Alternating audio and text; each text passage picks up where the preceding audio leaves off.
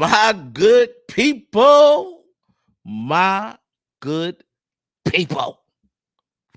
Hello, world. I'd like to welcome you guys back to the show that's hot with your boy, Rob Scott. This is Robs2Cents, baby. What's going on, everybody? Hope everybody is good. Hope everybody enjoyed the short weekend, rather short, but time flies when you're having fun, right? You guys know I celebrated my 5-year anniversary this weekend. Me and the missus had a great time. But it's back to business, Monday comes around. Got to get ready for the work week. But you know me, at the beginning of the week, I'm getting ready for Robs2Cents because we got so much to talk about, man. So as I always say, tune in, kick your feet up, get your drink, get whatever you like to chill with, and join us for the hottest sports conversation in the nation. This is Robs2Cents. And I got to start off. It's the holiday time. I hope everybody getting in the Christmas spirit, because we're in the season of giving. And the Bears right now in the season of giving nails instead of taking them. Oh, Lord Jesus, what world do we live in, y'all? I'm telling everybody right now, keep calm and bear down. We got to stick with our team through the good and the bad. We got to make sure that we riding with the Chicago Bears, because right now they are looking like a complete different team. I'm talking about on the offensive side and defensive side on the ball, especially in particular that defense. We starting to look like the monsters of the Midway again. Let me talk to you guys, man. The Bears won in dominating fashion against not just an NFC North powerhouse, but an NFC team powerhouse, period, in the Detroit Lions, winning 28-13. We took down them Lions, boy. Justin Fields had a decent day, 19-33 from the field, 223 yards, one touchdown. Also gave you 58 yards on the ground and one rushing touchdown, no interception. Thank God for that. He almost looked like he was going to give up a couple fumbles, but good thing we were able to recover, especially that one play. I think his name Donnell Walker, boy, when he trucked that boy, when he caught that loose fumble. And I don't know who that was for Detroit tried to tackle that big boy, but he got bum rushed, boy. I'm talking about, it gave me a glimpse of, back in the day when the fridge was running people over. Hey, boy, I'm telling you, boy, they wasn't ready for my man. But the Bears, man, out there playing outstanding, as I mentioned what Justin Fields did. DJ Moore, a playmaker. We know what he did with Carolina. The Bears are finally starting to open up the book for him, man. This guy's been on a touchdown roll. He had 6 receptions for 68 yards and 1 touchdown. And he also had his first career rushing touchdown, y'all. I mean, that's what you do. You're going to pay this guy this money. You let the playmakers make plays. I don't know how many math equations I have to come up with in the NFL. I gave y'all TB equal TDs, and now I'm giving you the simplest math equation of all. Let your playmakers make plays. It's just that simple. I mean, that's what you're supposed to do. Jared Goff had a rough day, 20-35, for only 161 yards, 1 touchdown, 2 interceptions. I mean, they terrorized Goff all day. I'm talking about the Bears defense. He was sacked 4 times, had 3 turnovers. I mean, that's the reason that I couldn't put the Detroit Lions like as one of those. Like, they're a great team, don't get me wrong. But I didn't look at them as a real serious Super Bowl contender because of the questions I had surrounding Jared Goff. Like, when it comes to Jared Goff, I know he can get a team to the dance. The question is, can he win the big one? When he gets to the dance, can he win over the gal and take her home? Because we seen him get the Los Angeles Rams to the Super Bowl. We saw this, and what happened? They unfortunately ran into Tom Brady. He wasn't able to close the deal, get the job done. So I just have questions around Jared Goff, which is the reason why a team like the Los Angeles Rams, they go get a guy like Matthew Stafford, because you just don't know what Jared Goff can bring you. And I say the same thing with the Detroit Lions. Is this the guy to help take you over the hump? But I'm gonna tell you about this defense though. Jalen Johnson caught his 4th interception of the year. They're going to have to pay that man. Jalen Johnson is the best cornerback probably in the NFL right now. The guy's been playing lockdown defense. Teams that they don't want to throw to him, and when they do test this gangster, he makes sure you understand I ain't the dude that you want to try that with. 4 interceptions on the year, just making it tough on the receivers out there. And then my boy Montez Sweat. I got to give my boy Mike Hughes a shout out, man. Y'all make sure y'all catch Mike Hughes and myself on Welcome to Mars podcast, the Mike and Rob show. Also, if you into baseball, definitely check out the Shy Kid, man. My boy Mike doing big things over there. But my boy Mike Hughes, make sure y'all follow him. He was right about Montez Sweat. Montez Sweat, this is one of the times I got caught up in names, and I'm like, man, we had a chance to get Chase Young. I really hadn't watched the Commanders team like that, so I'm like, I've seen Montez Sweat, but I didn't really know who this guy was a player. We got an animal in Montez Sweat.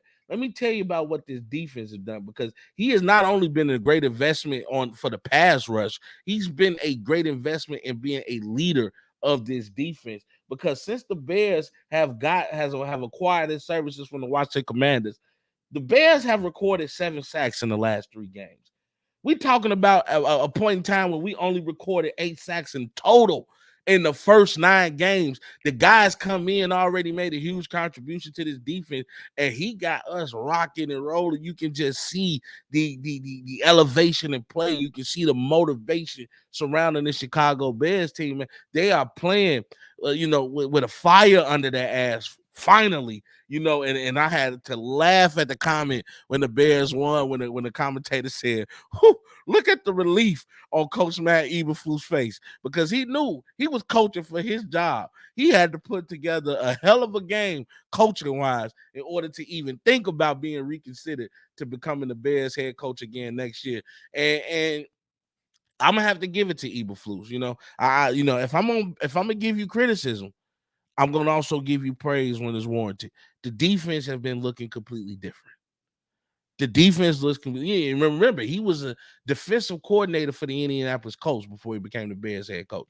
To see this defense play with this tenacity, this ferociousness, with this anger, with this chip on their shoulders. This is what you need your defense to do. This is how you become the best of the best, because defense wins championships. Offense put asses in seats. Defense wins championships. And the Bears right now on a great foot. I mean, we got playmakers in Cole Kmet and DJ Moore on the offensive side of the ball. We got Darnell Mooney. Yeah, him and Justin Fields have to work on their connection, but I'm pretty sure once that happens, we're going to look like a completely different team, especially next season, especially if we can go get my boy Marvin Harrison Jr. from Ohio State, who was a Heisman finalist, by the way. And we're talking about a guy who dominated college football from the receiving position. So, Carolina's going to continue to suck. I'm pretty sure we're going to have that number 1 pick. We have our quarterback for the future, guys. Please do not let Justin Fields go. Ryan Poles, I beg of you, I plead of you. I'm speaking common sense into you. We have a quarterback for the future in Justin Fields. How long of a future, I don't know, but I just know from what I've seen from him, he has certain plays that when he does it, you look at him and say, man, that's the Justin Fields I know he could be. Like at one point in time during the game, our offense looked so stagnant. I mean, we got to the second and third, and end of the third quarter. I think the defense that gave us 3 straight 3-and-outs. We get to the red zone and we are not scoring. We cannot settle for field goals. I agree with Shannon Sharp when he say, if you kick a bunch of field goals in the red zone, that's a recipe for losing, because you have to score when you get those opportunities. And the Bears was not capitalizing on that. So to see these guys go for it on 4th and 13, and to see that rocket he threw to DJ Moore as he just burned the defenders, and he threw it so perfect, went right into his hands. He didn't have to break stride. He didn't have to turn around and look for the ball. He just had to reach his hands out, and he was able to get that touchdown. That's what you want to see from your quarterback and your number 1 receiver. And I just think Fields has shown enough to continue to keep his job as a quarterback for the Chicago Bears, man. As I keep telling everybody, man, keep calm and bear down. Now we got a tough time. We got a tough task ahead of us next Sunday this upcoming Sunday, as we're going to be going against the Cleveland Browns. Say what you want about Cleveland. Cleveland has the best defense in the league. You're gonna hear me talk more about Cleveland as I get into our next and favorite segment. Next, actually. And I'm just telling you guys right now, man, it's gonna be a daunting task to see how Justin Fields and his offense handles that defense of the Cleveland Browns. But until then, signing off as your toxic Chicago Bears fan, we got the W. Bear down. But ladies and gentlemen, it's time for my segment, my favorite segment, your favorite segment. We got to get into the top 5 teams in the NFL after week 14. Now, I know Stephen A. Smith says that his list is fluid. You come to Robs2Cents, my list is factual because I don't go based off names. I go by who's playing the best football during that time. Come on, y'all. Take a walk with me as we go to number 5. I have to go with the Denver Broncos. Now, this is funny. I just had my boy Mike Hughes on here with me doing the sound check for me before I started the live. Shout out to my brother. And he just gave me kudos for being one of the only people on this earth that could convince him that the Denver Broncos are top 5 in the NFL, and this is my job to do it with you. You know why I say that the Denver Broncos are the top 5 in the NFL right now after week 14? Because they have been playing excellent football. The Denver Broncos defeated the Los Angeles Chargers 24-7, utter domination. Russell Wilson was 21-33 on the day for 224 yards, 2 touchdowns, only 1 interception. Cortland Sutton, 3 receptions for 62 yards and 1 touchdown. They made a huge turnaround. They started off the season at 1-5, y'all.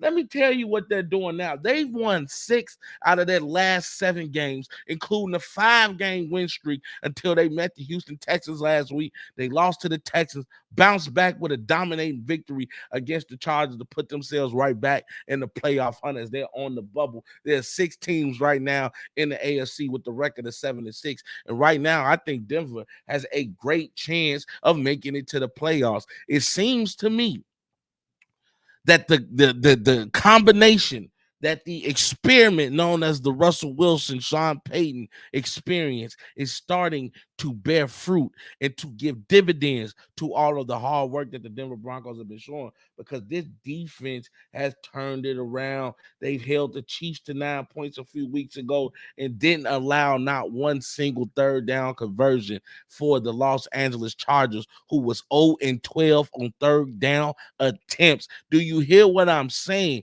The Denver Broncos have been playing great. Russell Wilson getting the ball to his playmakers and Jared Judy and Cortland Sutton.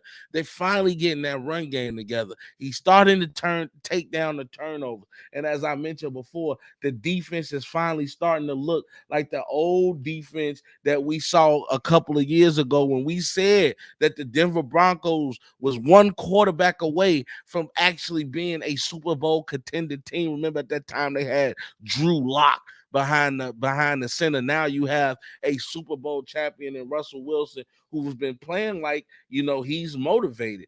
Defense also forced two turnovers, and they wreaked havoc on my boy Justin Herbert. Now, unfortunately, Justin Herbert left in the second half with a dislocated finger.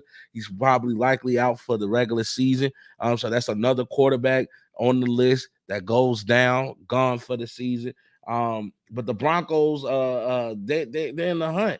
Now they're gonna face a tough Detroit Lions team who's gonna be looking to bounce back from the loss they had from the Chicago Bears and look to keep not only their names in the playoff picture, but also continuing to fight in the NFC for home field advantage in the playoffs. It's gonna be a huge matchup this Sunday.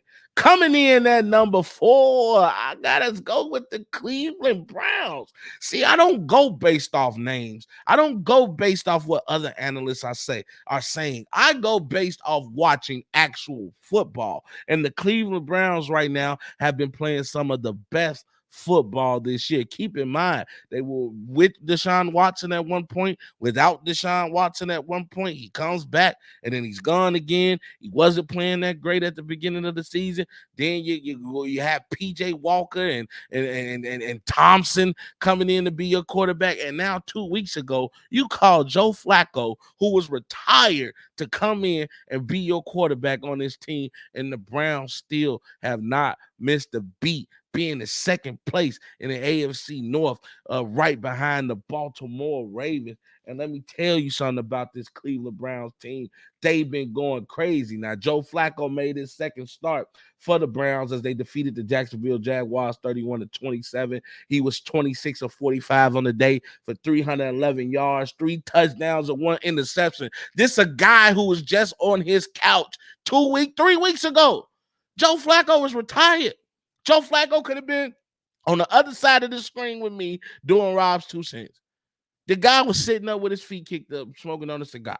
But yet he's come back and he's putting in work for this Cleveland Browns team, and he was exactly what the doctor ordered. David Njoku had himself a game as well, as he had 6 receptions for 91 yards, 2 touchdowns. Amari Cooper also chipped in with 77 yards in the air as well. That defense, who I keep telling y'all, the Cleveland Browns has the best defense in the league, led by my boy Myles Garrett. Them boys are tough, they tenacious, and they love to take people to the dog pound and put in that work. Pause. Hey, they forced interceptions on Trevor Lawrence all day, forced him to have 1 fumble, also accumulated 4 sacks on the day, and held the Jaguars to only 58 rushing yards on the day. We know what they like to do with Travis Etienne. Jacksonville just could not get in the groove.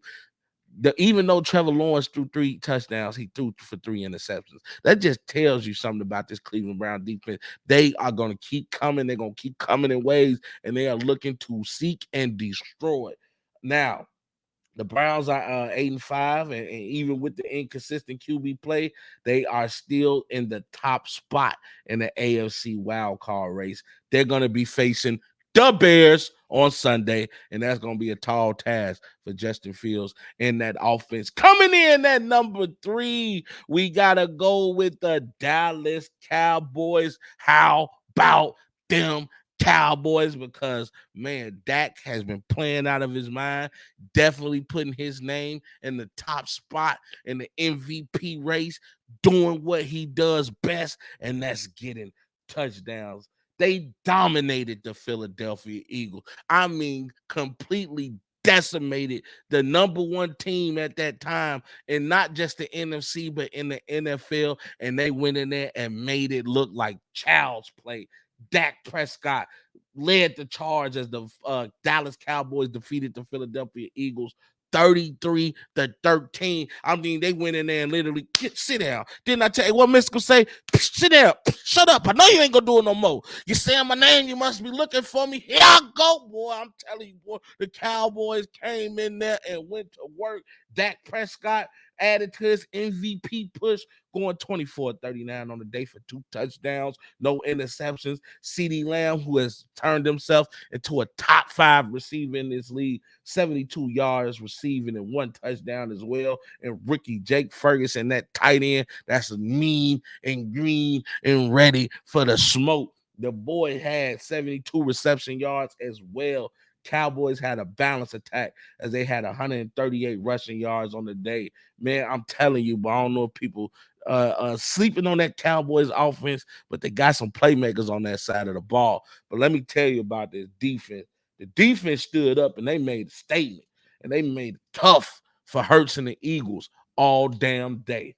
I mean, what they did early in the season, all that luck that they had, those 50-50 balls that they were getting. Remember, they won against the Chiefs because Valdez Scantling didn't catch the ball. Remember, they beat the Cowboys because Dak Prescott couldn't get in the end zone, and Shoemaker gets stopped on the 1-yard line. Remember all those lucky plays that the Philadelphia Eagles were getting? It seems that luck has ran out. I said, how long can the Eagles keep living on this good fortune? Because sooner or later, all good things must come to an end. Jalen Hurts had a tough day at the office, was pressured all day.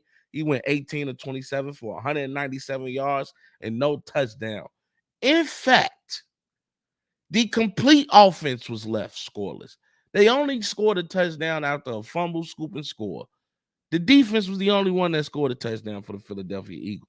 They could not get in the groove all day. I mean, Stephon Gilmore out there making life tough for A.J. Brown. They getting into it, clashing helmets. He letting that boy know, as long as I'm out here, you ain't catching nothing. I'll tell you, the Cowboys, boy, they forced three fumbles on all of the three big playmakers. They forced a fumble on Jalen Hurts. They forced a fumble on Devontae Smith. They forced a fumble on A.J. Brown. I mean, they were just out there putting a hurting on them boys and made them boys cough up that pill. That defense also kept the run game in check as well, keeping Philly under 100 yards, man. I mean, almost under 100 yards rushing. We know Philly loves to get out there and run the ball. I mean, that's what your defense do. You take away what they like to do best, and you make it a weakness for them. And because what teams are doing to Dak Prescott now, and it started with the San Francisco 49ers, they're saying, you know what, dude, you're going to have to beat us in the pocket.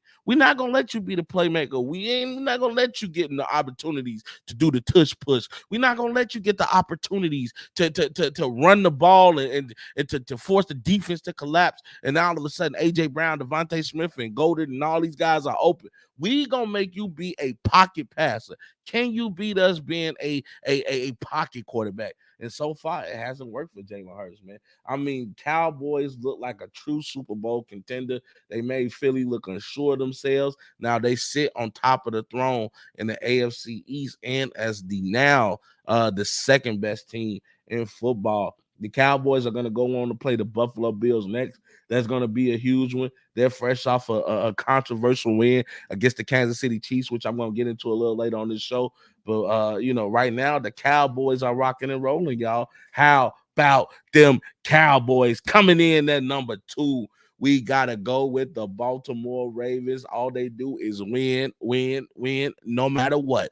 Because Action Jackson, my boy L. Jack, is on the scene. The Baltimore Ravens defeated a good playing Los Angeles Rams team in an overtime thriller, winning 37-31. Lamar Jackson proved he is worth every penny of that $260 million contract as the Ravens were rocking and rolling. The Ravens on a 3-game winning streak won 4 out of their last 5 games. L. Jack on the day, 24-43 for 316 yards, 3 touchdowns, only 1 interception. Also led the rushing attack with 70 yards on the ground as well. My boy OBJ, Odell Beckham Jr., said, if I can turn back the hands of time. And that boy proceeded to act like he was back with the Giants. Had himself a day. 97 reception yards, 1 touchdown, and the star-studded rookie, my boy Zay Catch the Bouquet Flowers, went crazy, added to his rookie campaign with 6 receptions, 60 yards, 1 touchdown. This Ravens team is tough. And even though their defense had a rough start to the day, man, they showed up in the second half, only allowing the offense to score 6 points in the second half, and that's including overtime. That defense led by my boy Roquan Smith, who in my heart and in your heart should always be a Chicago Bear. He is leading that defense. He took the mentorship from Ray Lewis, and he is running away with it, man. Got this defense playing strong. Now, the Ravens are going to be facing the Jacksonville Jaguars in a face-off between AFC powerhouses on prime time Sunday night football. And y'all ain't even got to ask me who number 1. You should know this already. Them 49ers. I don't know what it is about me and West Coast teams, in particular the Yay area. Like, in the NBA, I rock with the Golden State Warriors. Steph Curry, my favorite player. And right now, Brock Purdy is starting to become my favorite quarterback. I love what this San Francisco 49ers team is doing. They got the season sweep, defeating the Seattle Seahawks, winning 28-16. Brock, my game. So Purdy had a great game. Threw 19 of 27, 368 yards, 2 touchdowns, 1 interception. Christian McCaffrey, my boy C-Mac, who is, and I repeat, is the best running back in football right now. Racked up 16 carries for 145 yards. And Deebo Samuels, once again, Deebo the game. I mean, I was, he pulled up on Seattle Seahawks and said, "What y'all got on my 40?" Because Deebo was out there going to work, showing why he's one of the best playmakers in the game. 7 receptions for 149 yards, 1 touchdown, and another rushing touchdown as well. You can't tell me Deebo ain't out there making people feel bad, taking their chain even though their grandma gave it to him. That's what you do, Deebo. That's what you do. You get money. And then even my boy George Kittle joined in on the act, 3 receptions for 76 yards and 1 touchdown. And Brandon Ayuk had 126 reception yards on the day off 6 catches.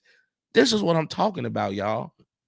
You cannot tell me that this team is not the scariest team in football right now.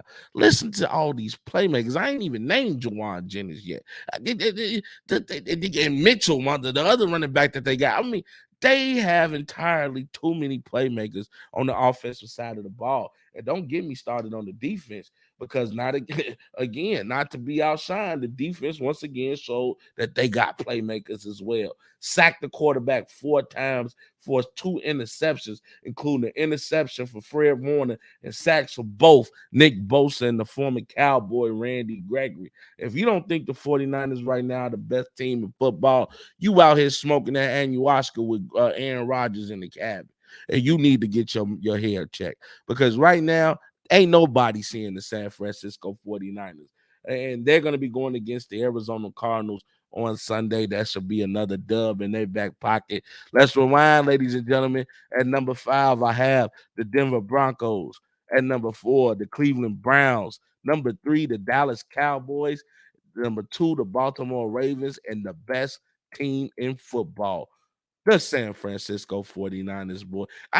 Listen to me, y'all. My list is real. It ain't fluid. It's real. If you want to understand what you're watching, you come to your boy Rob, because that's what we do. Before we get to the next segment, I want to thank everybody out there watching, man. My boy Elvis, man, I appreciate that, man. Thanks for watching. Auntie, hey, what about those Ravens? I hope you continue to watch my list, because the Ravens were number 2. And also Lamar Jackson is in line to be in that MVP race. So we got a lot of things going on right now, y'all. We got to get into the goofball of the week, ladies and gentlemen. There were some things that transpired when the Kansas City Chiefs lost to the Buffalo Bills, final score being 20-17. I'm going to show you guys something. So a touchdown was called back due to an offensive offsides. The receiver, named Kadarius Toney, was standing in the neutral zone. If you know football, you understand that pretty much, to break it down to simple terms for my public out here that's watching, you can't be lined up in front of the center. Point blank, period. The center is the only one that's supposed to be in the front as he hikes the ball. That didn't happen with the Kansas City Chiefs, and it was called. And it was some bad blood after this was called. I'm going to show you the play first and let you guys be the judge. Take a look. They send another blitz. Selling out. Flag on the play. Might be a free one. They've got Kelsey at the 30. Kelsey 25, angling back. 20. Now he's going to lateral it back at the 15-yard line. It's Toney. 10, 5, touchdown. Offside. Quarterback. Number 19, offense, lined up in the neutral zone. 5-yard penalty. Offsides by the offense, lined up in the neutral zone. One of the most exciting plays. A TD is. Now, I get it. As you saw this, as the announcer said, that was one of the most exciting plays ever in football. To see Travis Kelce get the ball and to have the wherewithal to know he's about to go down, and to look back and see Kadarius Toney in a position to not just, advance the ball, but to score. And to get the ball to him perfectly where he's in stride and he's able to score. But Kadarius Toney, man, you got to know where you're lined up at on the field. I'm pretty sure they teach all this in Pop Warner, in Small Fry, in high school, in grammar school, in college, and so forth and so forth. Like, this is not your first dance. This is not your first time at the rodeo. How do you not know where you're lying, especially when you're looking down the field horizontally at your line? You don't see that you're in front of the center and that you need to indeed take a step back? Now, Patrick Mahomes went off on the refs for making this call. We had that graphic early in the game about how he doesn't lose 2 straight.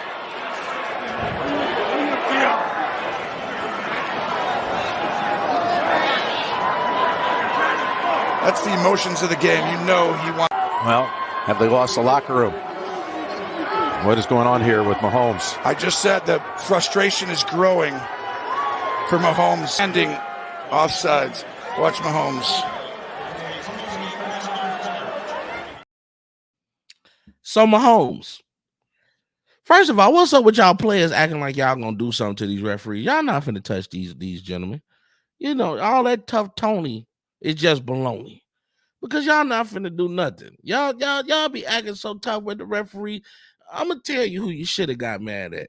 But I want you to hear both Patrick Mahomes and Andy Reid, Coach Andy Reid, at the post-game interview. I'm gonna start off with Coach Andy Reid. You know, it was a heck of a football game down to the end. Very disappointed that it ended the way it did. And normally I'll get,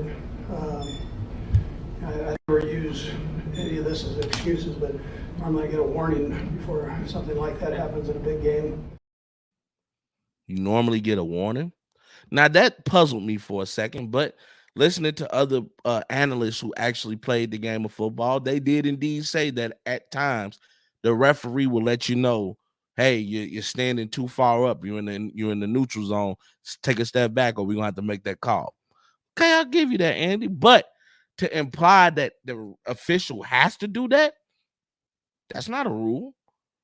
It's your job as a coach to be paying attention, or at least the guys that you hire as assistants that's sitting up high or sitting on the sideline with you, to understand what Kadarius Toney is lined up and to either call a timeout to readjust or to have the quarterback let him know, step back. You guys are in his ear. This is what Mahomes had to say after the post-game interview. Obviously tough to swallow.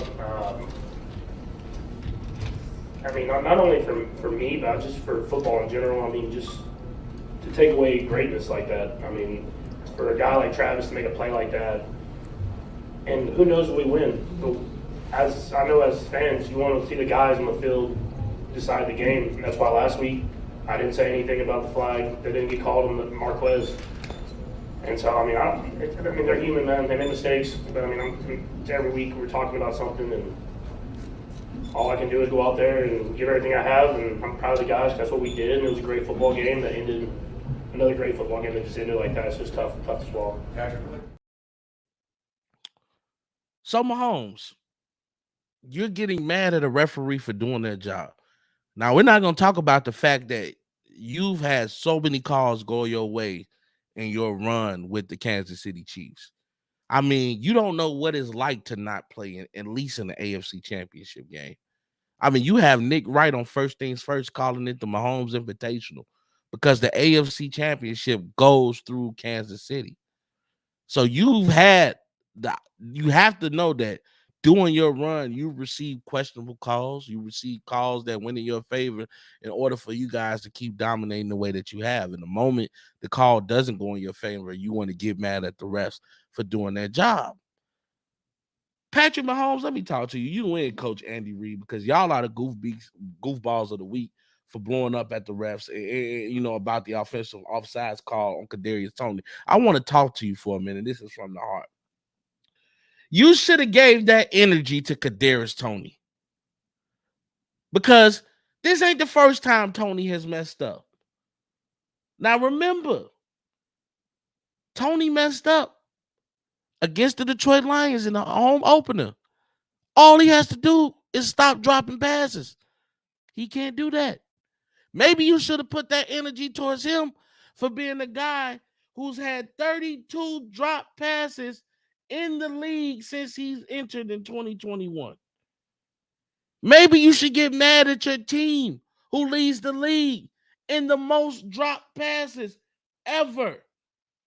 Maybe you should get mad. Now, I say he had 32. That's the Kansas City Chiefs that have 32 drop passes.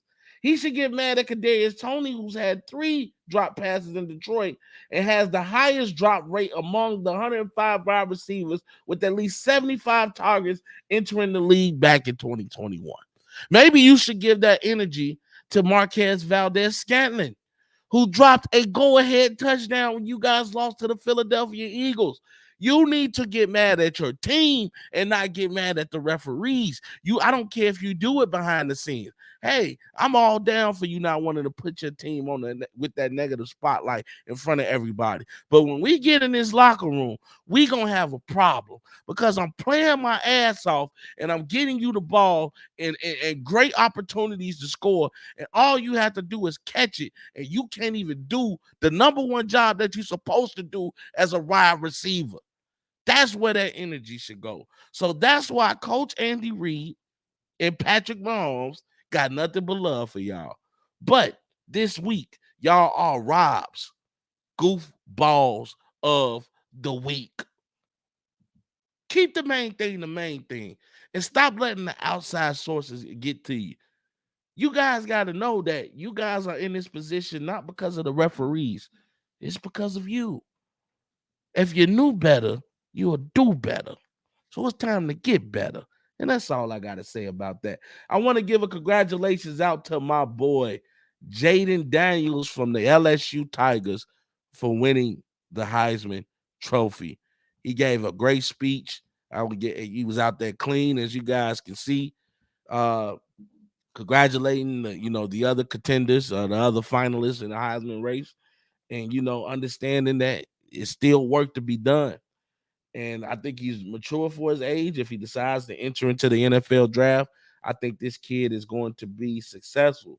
Jaden Daniels was one of the nation's leading passers in nearly all of the major metrics, and also was one of only 2 quarterbacks to rush for over 1,000 yards during this 2023 season. According to Yahoo Sports, Daniels finished with 503 first place votes, while Penix finished with 292 first place votes.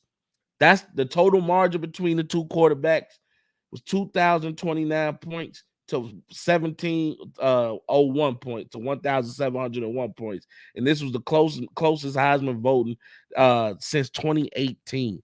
So it just shows you the level of talent that was in this race. He beat out Marvin Harrison Jr., he beat out Michael Penix Jr., and he beat out my boy Bo Nix.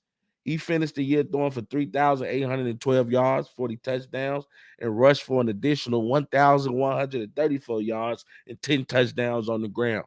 That's production from your quarterback. That's a guy who wants to win, because LSU, trust me, they were not that good. He made them that good. And I have faith that he's going to make a team in the NFL that good. Jaden Daniels, he's the real deal. So congratulations to him. Congratulations to the LSU Tigers for breathing another Heisman winner. And I'm interested to see this kid's future. I'm interested to see all those guys' future. As I said, I want the Bears to go get Marvin Harrison Jr. The 5th-year senior Bo Nix. He might make an NFL team, and I definitely know Michael Penix Jr. is going to be making an NFL team, and he's going to be playing in the College Bowl. As Washington is going to be going against who was the 4th team going against Texas in the bowl game. So that's going to be a great game. I can't wait to watch that. And college football has just been good this year, y'all. I haven't really paid attention to college football like that in the past, but man, I'm telling you guys something, man. It's been going down. Hey, going to the comments real quick. Hey, Chris, when I'm right, Big G. I'm just being real, bro. Hey, he was. Hey, what he say? Get that man, my boy John. Appreciate you for watching. Say, get that man a pacifier. Hey, it is what it is, man. I'm gonna call it like I see it, man. I ain't got time to be holding people's hands and sparing their feelings. This is sports. This the big boy league, man. If you ain't with it, you can get lost, man. You know how this is, man. It's called Robs2Cents for a reason. I'm gonna give my 2 cents, and I got to give a shout out to the Los Angeles Lakers for being your 2023 in-season tournament winners. Man, the Lakers played awesome. They went through the tournament 7-0, didn't lose to a single team in this tournament. LeBron did his thing. AD did his thing when it counted. Austin Reeves did his thing when it counted. I mean, this Lakers team looks scary, and we're going to talk about it a little bit, man. They defeated the Indiana Pacers in Las Vegas, winning 123-109 to win this in-season tournament. LeBron James, 24 points, 10 of 21 for the day, 11 rebounds, 4 assists, 2 steals. But Anthony Davis had a monster game. 41 points, shooting 16 of 24 from the field, 20 rebounds, including 5 offensive boards, 5 assists, and 4 blocks. That's the Anthony Davis they want to see on a consistent basis. That's who LeBron came to get from New Orleans. LeBron don't want to have to play like this no more. The man is about to be 39 at the end of the month. The man is in his 21st season. He should not be the best player on the court when you play alongside Anthony Davis. And when Anthony Davis plays like he played last night, that's the Lakers team that a lot of people think could go win it all and give LeBron his 5th NBA championship in 11 tries. I mean, the dude has been to the finals so many times I've lost count. Tyrese Halliburton did all he could.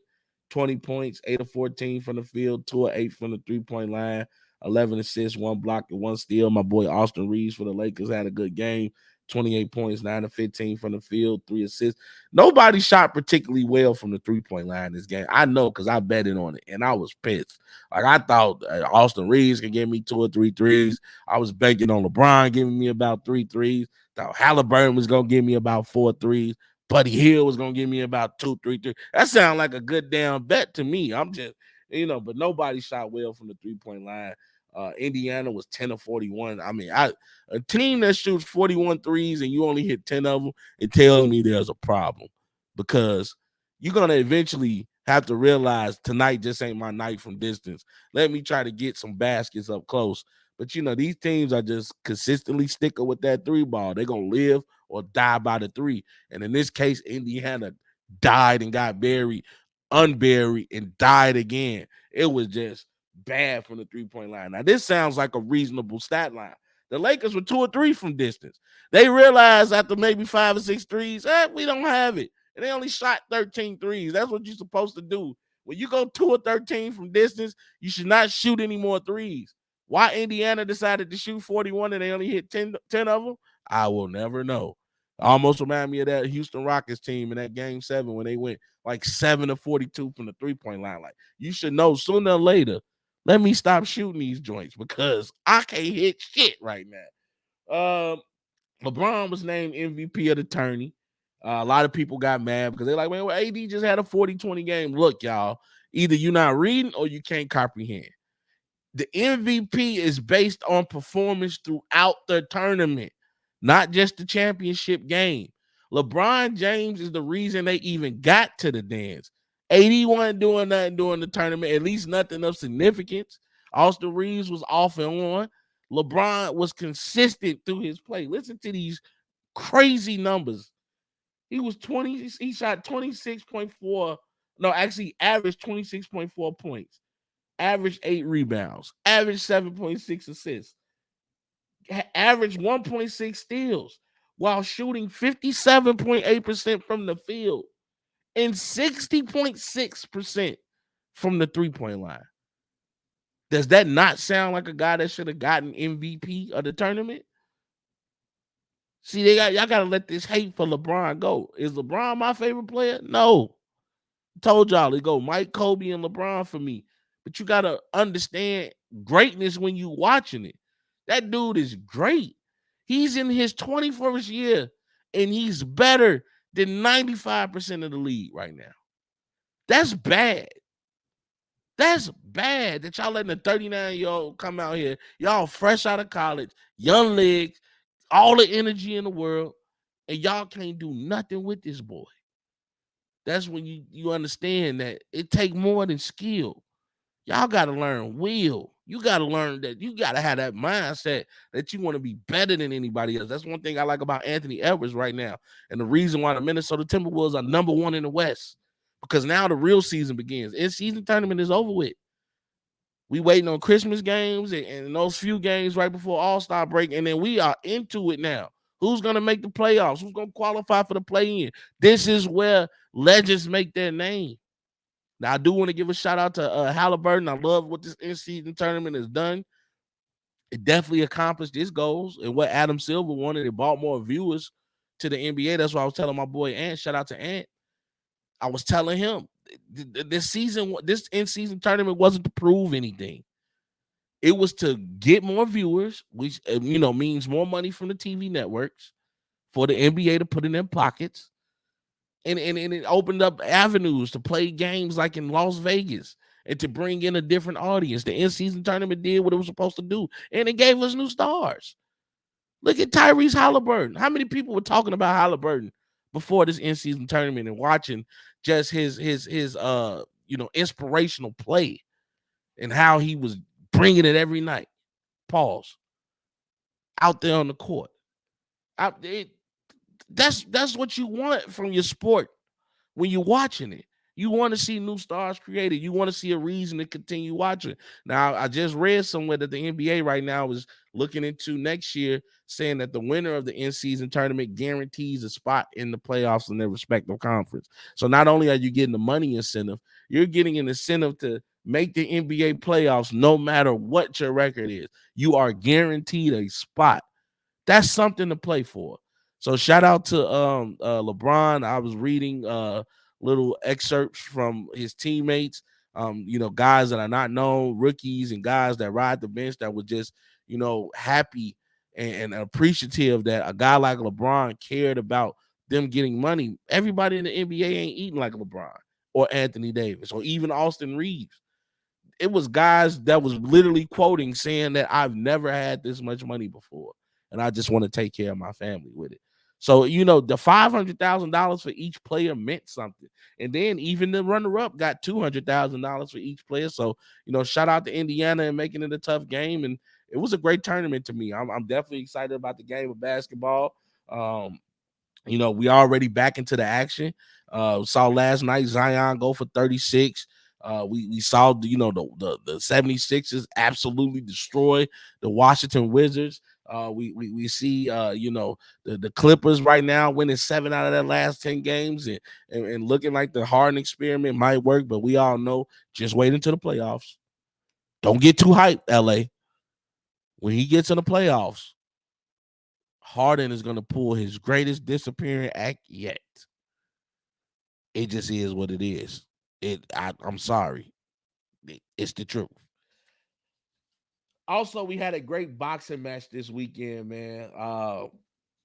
Before I get into the boxing match, the NBA also named this all NBA in season tournament team.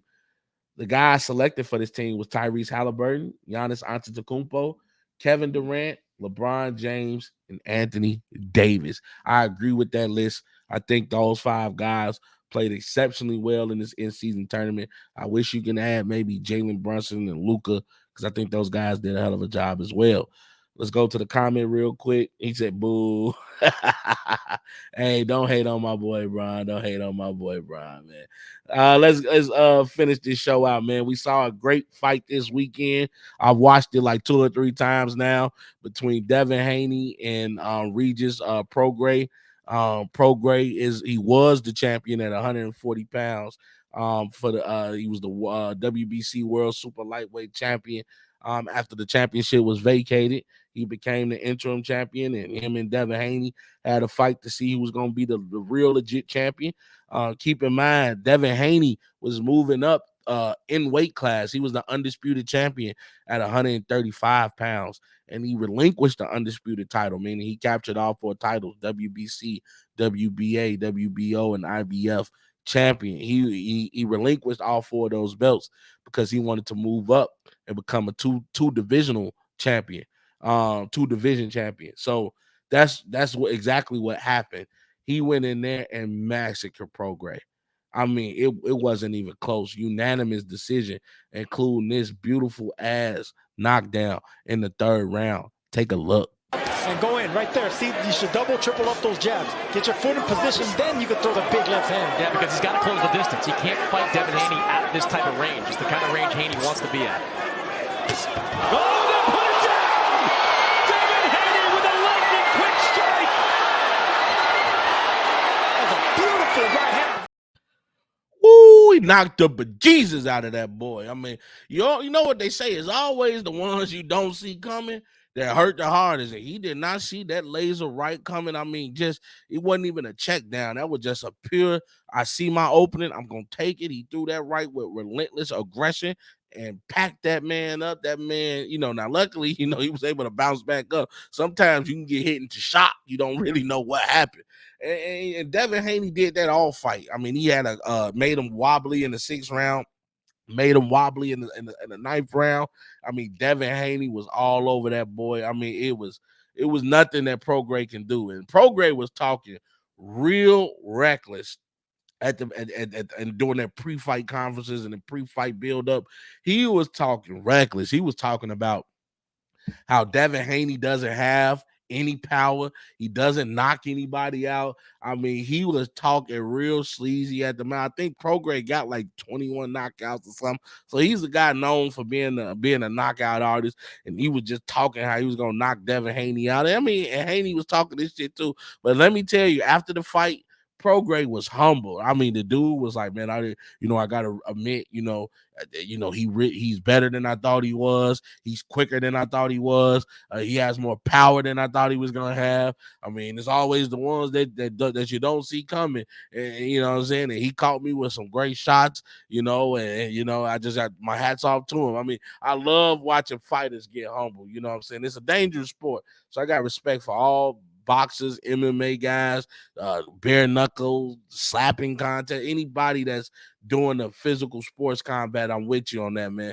Got nothing but respect for y'all. But it is funny as a spectator when you talking real greasy at the mouth and then you get shut up and humble real quick, get that real big piece of humble pie. It was just something to behold, man. Now I say, now with that being said, I should say, Devin Haney is now the WBC super lightweight champion at 140 pounds. And there's going to be some great fights next year. I mean, him moving up in weight class, you got possible fights now with Tank Davis. They're talking about him possibly fighting Ryan Garcia, which I think he would massacre Ryan Garcia. And no offense to Garcia, who just had a great victory himself a couple weeks ago, especially with the way Bernard Hopkins and Oscar De La Hoya did him. Him coming out to win in spite of those guys. I would love to see that fight. Now, Haney talking about some possibly going up to 147 pounds and going against Bud Crawford. Hey, Haney, I don't think you want them problems, bro. I don't even know if you really want them problems with Tank, but that'll be an interesting fight. I would love to see that fight. But I know you don't want them problems with Bud Crawford because I keep trying to tell Bud Crawford the same thing. Who talking about moving up and wait to fight Canelo. But I don't know if you want them problems. Sometimes you just got to stay in the weight class that God made you because, moving up can be deadly and detrimental to your career. Moving up to 140 from 135, there's a whole difference from moving from 135 to 147, man. You stay in your place, young man. But Devin Haney, the dream, Devin Haney, man, continuing to wow people. He's still undefeated, and now he's a 2-divisional champion. And also just got to touch on this. I just read before I got on here that Florida's attorney general is filing a lawsuit against the NCAA college football committee for FSU not making the college playoffs. So that's gonna be interesting. I'll be keeping my eyes on that. I'll keep you guys in tune with what I find out about that. And then I also want to give a huge shout out to my boy Mark Cuban, who bought the Dallas Mavericks, I think, for 200-something million some years ago, and is now working on selling majority stake of that team for about $2 billion, $3 billion. Just shows you how great of an investment that was. And he's still going to be able to be in charge of day-to-day basketball operations, which is going to be good for the Mavericks because he's one of those owners that actually cares about the team. So shout out to Mark Cuban. I hope you continue winning, brother. And I hope we all continue winning, man. As you guys know, I like to end the week with in every show with the video of the week. And I have 2 videos in particular. We're getting to a time now, as I mentioned earlier, LeBron is in his 21st season. He's 39 years old. His best years are behind him. I think he still has some good years left, but he's just in that stage of his career where we should start to appreciate him because we're going to miss LeBron once he retires. Like, the NBA is going to miss that guy once he retires. And these two videos are just who LeBron is in a nutshell with his teammates. He's a savant. He's a basketball genius. And these two videos that are my video of the week as we're getting ready to end Robs2Cents just shows exactly how great LeBron is, how great his mastery is of the game. Just listen to these interactions between him and his teammates. I'll show you this video first. More dribble. Hey, he's a shot blocker, so he want to try to create space. And when you go out here, take one more dribble, go to his chest first. That alleviates his height. Well, I think AD listens to LeBron right through the chest. You know, just that little coaching right there just shows you how great LeBron James is.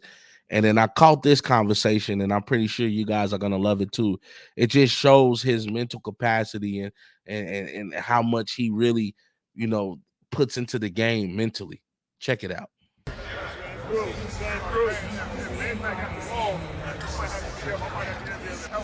I think you should. Yeah, I'm not going to be able to get back to that. He's saying if Bismack Biyombo catch at the top of the key, he can't be back because if Desmond Bain come over DHO, he won't be up. So you got to pressure the ball. You got to be up. I mean, you ain't got pressure, but just, yeah, you got to be up. Like I said, I'm going to jump his left hand, make him spin. He going to spin right into you. And if all like you did, you block, I go to yours. Blitz. Jaren just wants to stay close to the paint, and LeBron's making him pay. Payne driving, kicks it to Jaren Jackson. Jackson flying down the middle of the paint, puts it up, blocked by AD. Taken back by Jaren Jackson, blocked again by AD. And Jackson now drops it out of bounds, and the Lakers pick it up. That's just spectacular defense by Anthony Davis. Man, as you guys just saw, man, that's just the greatness of LeBron. Paying attention to every detail on the court, you know, putting his team in the right positions to be winners and to be successful, man. That's just what LeBron is in a nutshell. I know I give him a lot of criticism about him making the right play, and we want to see stars be stars, and I stand on that. I really do. But you can't take away from LeBron his wisdom and his mentality. And he makes those right plays because he truly is team first. That's how he lives his life. He's team first. Look what he's done for his homies growing up and put them in position to win. You know, it's like the old saying goes, I can give you food all day, but if I teach you how to hunt for this food, I gave you something more valuable because now you can go out and get food for yourself. And that's what he's done. And that's what he's done with his teammates on the court, man. That's what he's trying to do with Anthony Davis because that's what was done with him when he joined the Miami Heat. He didn't want to step on D-Wade's toes, and D-Wade said, shit, you better step on all the toes because we didn't bring you in here to be timid. We brought you in here to be LeBron. We brought you in here to be the king. I need you to be the chosen one. If that's what you proclaim yourself as, that's what I need you to be. And, you know, it's just a beautiful thing to watch. And as I said before, we gonna miss LeBron when he retires, man. You bet your dollar on that one, man. That's gonna be a personality that is definitely going to be missed on the court and, you know, just on the sideline and in life. Shout out to his son, too, who made his debut for USC. And I want to give a shout out, especially, you know, to his son who had that health scare, you know, to see him following his dreams and being able to play college football, college basketball for the USC Trojans, man. It was beautiful to watch. LeBron was there with his baby girl Zuri, front and center. I think one of his homies was there with him. You know, his mom was there with him. You know, they came to come see Bronny play, and you could just see the sense of pride on LeBron's face. And, you know, a situation like that with what Bronny went through makes you appreciate your loved ones and to realize that time is so precious and it's so valuable, and it could be cut short at any given time. So you need to love people as hard as you can love them while they're here. Give them all their flowers while they're here. So that way, you know, when that unfortunate time comes, they happen to go before you, you know in your heart you did everything that you could to show them that they were loved by you, and you have no regrets until you see them again. And then shout out to Mercy Miller, Master P's son, who you know, I think he plays for Notre Dame in high school. This guy went off for 68 points No cap. That boy was out there cooking. I mean, I think he took 38 shots. He only missed 10 shots. I've saw people on Instagram and, oh my God, they're gonna think he's a ball hawk. Trust me, if you took 30-something shots and you only missed 10, we'll be a damn fool not to continue to feed the hot hand. I don't care about scoring. That boy hot right now. Let's go ahead and leave out here with this W. That's how you supposed to be thinking. I don't know what's wrong with these kids nowadays.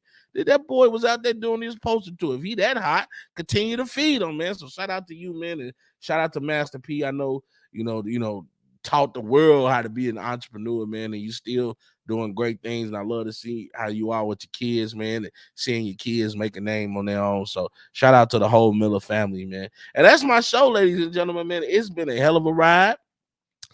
We made it to an hour. I wasn't even planning on being on here that long, but man, we had so much to talk about, so much happened in the world of sports, and make sure you guys stay tuned, man. We're gonna continue to talk.